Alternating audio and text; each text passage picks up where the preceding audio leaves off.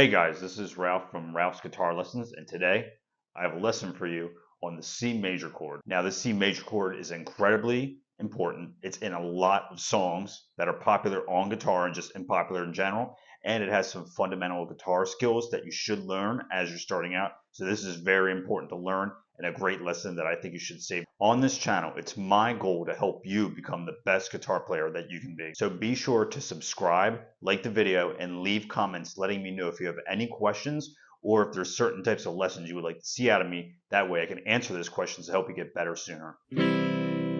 So the C major chord, this is a really important one. It's very common. It's in a lot of songs, popular and not popular. So I'll show you how to play it.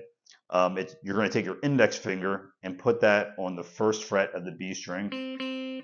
And then you're going to put your middle finger on the second fret of the D string. And then your ring finger goes on the third fret of the A.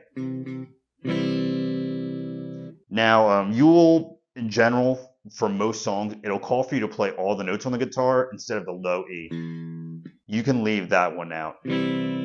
The chord will sound better with the lowest note being that ring finger, third fret of the A string, the C, because you've got the root of the chord on the bottom. That's a theory lesson for a whole another time, but in general, use your ring, or your thumb rather, to mute the low E and then play everything, or just ignore playing that as you strum with your pick hand.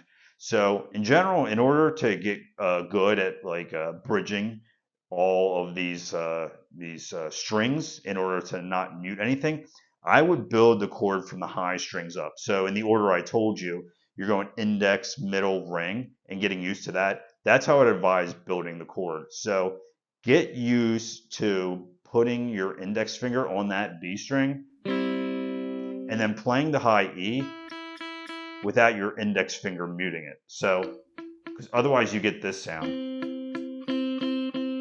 Your index finger, if it's too flat, will interrupt the vibrations of the high E string, and then the chord won't properly sound. And that'll happen for all the fingers on this chord. And that's where the challenge in this chord comes for new guitar players, is that you're fretting. And if you mute with your middle finger, ring finger, or index finger, or really any of the fingers, the chord won't fully sound. It won't get this full sound.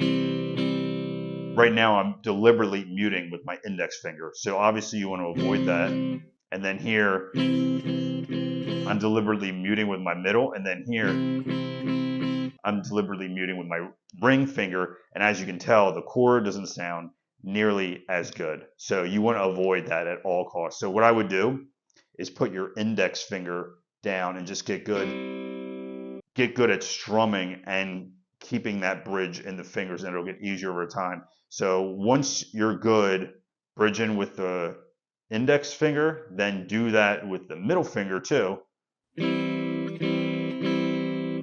So that way you're not muting anything, and then finally do it with the ring finger.